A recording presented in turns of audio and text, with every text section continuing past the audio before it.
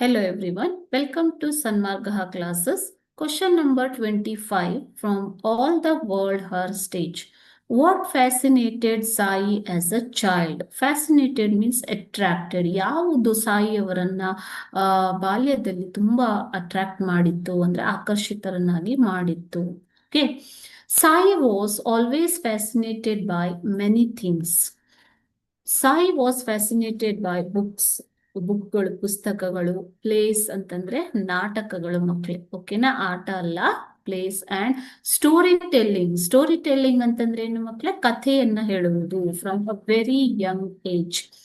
One of them was dolls wedding. ನೋಡಿ, Sai was fascinated by many things like books, place and story telling. Okay, so one of them, ಈ ತರ ಒಂದು fascinate ಮಾಡಿರೋದ್ರಲ್ಲಿ ಮುಖ್ಯವಾಗಿದ್ದು ಅಂತಂದ್ರೆ dolls wedding. This is a traditional game played by Maharashtrian girls. ಗೊಂಬೆಗಳ ಮದುವೆ, ಚಿಕ್ಕ ಮಕ್ಕಳು ಆಟ ಆಡ್ತಾರೆ ಅಲ್ವಾ, ನೋಡಿರ್ತೀರ ನೀವು. So this is a traditional game played by Maharashtrian girls.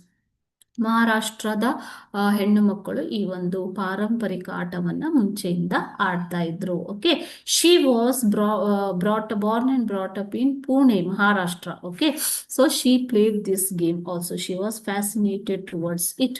Children conduct marriage of a bride doll and a groom doll. ಇದರಲ್ಲಿ ಗೊಂಬೆಗಳ ಮದುವೆಯನ್ನ ಮಕ್ಕಳು ಮಾಡ್ತಾರೆ. ಮದುಮಗ ಮತ್ತು ಮದುಮಗಳು ಅನ್ನುವಂತಹ ಗೊಂಬೆಯನ್ನ ಇಟ್ಕೊಂಡು ಅವರು ಆಟ ಆಡ್ತಾರೆ. ಓಕೆ, ಸೊ ಮಂತ್ರಾಸ್ ಆರ್ ಚಾಂಟೆಡ್, ಮಂತ್ರಗಳನ್ನು ಹೇಳ್ತಾರೆ.